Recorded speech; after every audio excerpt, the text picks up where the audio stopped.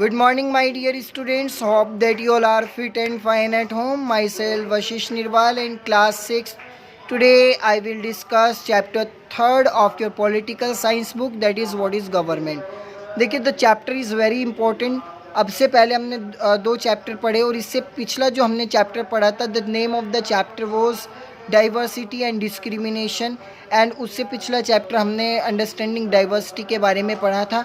अब हमारा जो थर्ड और इम्पॉर्टेंट चैप्टर है वो है व्हाट इज़ गवर्नमेंट. देखिए, सरकार है क्या.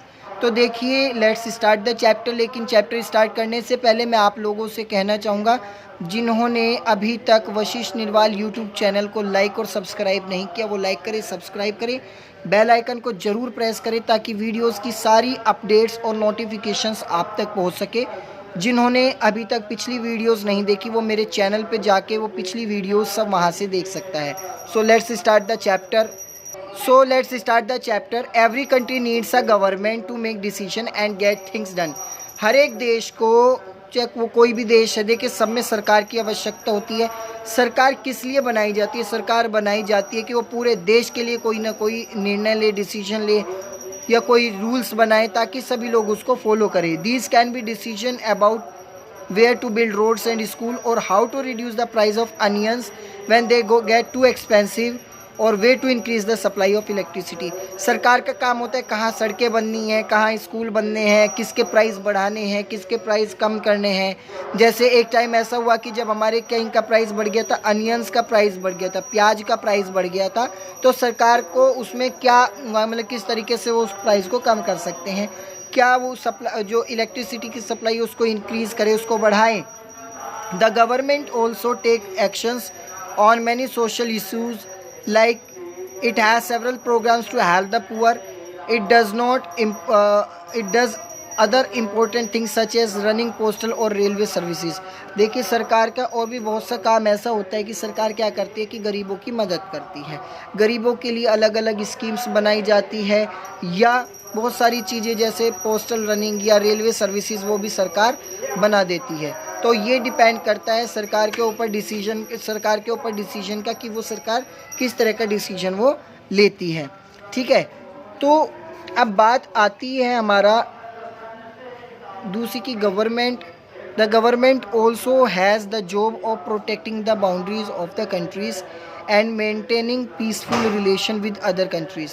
देखिए, सरकार क्या करती है? सरकार का काम होता है कि वो एक पीसफुल मेंटेनेंस रखे, लोगों को देखे कि हर तरीके से लोगों को सुविधा हो, हर जगह मतलब सुख सुविधा हो, किसी को किसी प्रकार की कोई प्रॉब्लम ना हो, सभी शांति के साथ रहे. It has the responsibility for ensuring that citizen have enough to eat and have good health facility. सरकार का काम होता है कि वो ये देखे कि लोगों तक प्रॉपर खाना या प्रॉपर चीज़ें पहुंच पा रही है, नहीं पहुंच पा रही है. अगर वो अच्छा खाएंगे तभी स्वस्थ रहेंगे. When there are natural disaster, जब देखिए प्राकृतिक आपदाएं आ जाती है जैसे सुनामी आ गई या earthquake, the government mainly organise aid and assistance for the affected people. तो सरकार क्या करती है? जो इन चीज़ों से ग्रस्त हो जाते हैं लोग, बाढ़ में पीड़ित हो जाते हैं, बाढ़ में नुकसान होता है, तो सरकार उनके लिए बहुत सारी चीज़ें करती है. उनके लिए खाना भी पहुँचाती है, उनको सुरक्षित स्थान पे भी पहुँचाती है, बहुत सारी चीज़ें उन लोगों के लिए करती है. If committee has if there is a dispute, अगर कोई लड़ाई झगड़ा है या कहीं कोई क्राइम हो गया तो उसके लिए उन्होंने कोर्ट बनाए हैं. कोर्ट भी गवर्नमेंट का एक पार्ट होता है. देखिए, कोर्ट में जितने हमारे क्रिमिनल केसेस है या बहुत सारे ऐसे केसेस हैं वो कोर्ट में सोल्व हो जाएंगे. उसके बाद अगर मैं बात करूँ, perhaps you are wondering how government manage to do all things. देखिए, हम बहुत सी बार ये सोचते हैं कि गवर्नमेंट को इतना सब कुछ कैसे पता चल जाता है, कैसे गवर्नमेंट इन सब चीज़ों के बारे में जानकारी इकट्ठा कर लेती है, कैसे गवर्नमेंट क्या करती है, वो सब किस तरीके से वो मैनेज करती है. And why is it necessary to do for them to do so when human being live and work together. देखिए, जब व्यक्ति एक साथ एक जगह रहता है, काम करता है, there need to be some amount of organisation. तो देखिए, जहाँ 5 आदमी वर्क करे तो देखो कोई एक आदमी तो ऐसा ही होना चाहिए जो लोगों के लिए डिसीजन ले सके. और वो व्यक्ति कौन होगा? जिसकी मैनेजमेंट पावर स्किल्स अच्छी होगी. जिस व्यक्ति की कमांड अच्छी होगी तो वही व्यक्ति कोई भी डिसीजन ले सकता है. उसके लिए वो क्या होता है, इंडिविजुअल पे भी रूल्स एप्लीकेबल होते हैं, रूल्स बना दिए जाते हैं, तो वही रूल्स के अकॉर्डिंग सब काम चलता है। तो ये हमने तो गवर्नमेंट के बिहाफ पे बहुत लीडरशिप होती है।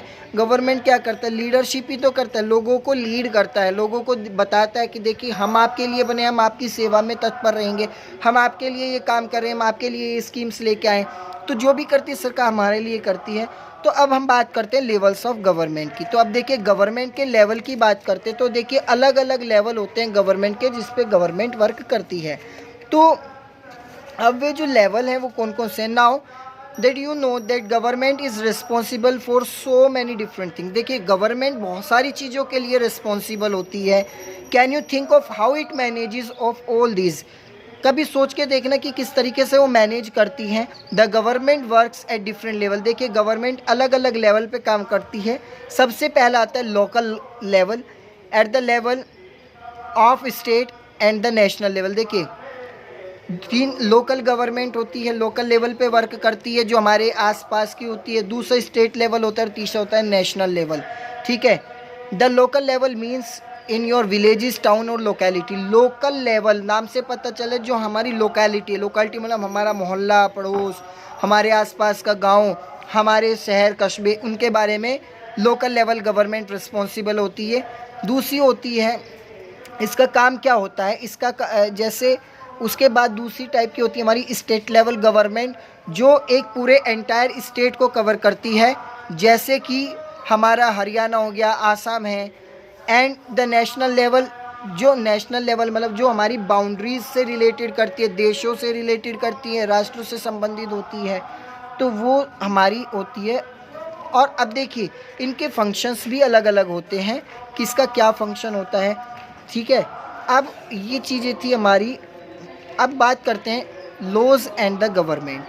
ठीक है। आज की इस वीडियो में हम सिर्फ लॉज ऑफ द गवर्नमेंट तक पढ़ेंगे, फिर बाद में हमारे पार्ट 2 में हम रिमेनिंग चैप्टर जो हमारा बचेगा that we will complete in part 2। देखिए लॉज एंड गवर्नमेंट की बात करूं, द गवर्नमेंट में देखिए गवर्नमेंट क्या करती है, लोगों के लिए कानून बनाती है। क्योंकि अगर आप एक कंट्री में रह रहे हो तो आपको उस देश के कायदे कानून के बारे में पता होना चाहिए। हमारे संविधान, हमारा कॉन्स्टिट्यूशन ऑफ इंडिया जो 26 नवंबर 1949 में बन के तैयार हो गया था, लेकिन वो प्रॉपर फंक्शनिंग अफेक्शन में कब आया, उसको कब लागू किया गया, वो लागू हुआ 26 जनवरी 1950 में, जिसके अंदर हमारे लिए क्या रूल्स हमें फॉलो करने हैं, क्या रेगुलेशंस हमें फॉलो करनी है, वो सब लिखा होता है। This is the only way government can function, just like government has a power to make decision. देखिए सरकार के पास वो पूरी पावर होती है, पूरी अथॉरिटी होती है कि वो पूरा डिसीजन ले।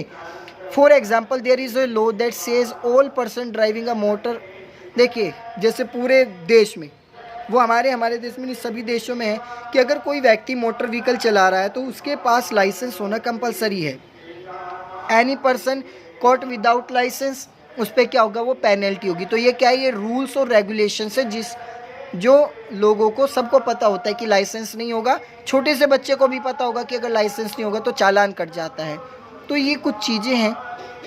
इससे अलावा in addition to any action that government can take, there are also steps that people can take if they feel that a particular law is not being. हाँ, अगर लोगों को लगता है कि भाई जो ये लॉ है, ये कानून है और इसके अकॉर्डिंग तुम्हारे साथ भेदभाव किया जा रहा है, उस कंडीशन में आप कोर्ट तक भी जा सकते हैं और पर्टिकुलर इंडिविजुअल पे आप उस पर जो है केस फाइल कर सकते हैं। या बहुत सारी चीज़ें हमारी ऐसी हैं, आप अगर आपको लगता है कहीं ना कहीं आपका हनन हो रहा है या आपको कोई परेशानी हो रही है, तो आप उस कंडीशन में जाके कोर्ट का दरवाज़ा खटखटा सकते हैं। So that's all how for today and have a nice day my dear students. Go through the chapter and explanation and remaining chapter of this I will explain you in part 2. Thank you and have a nice day. Bye everyone.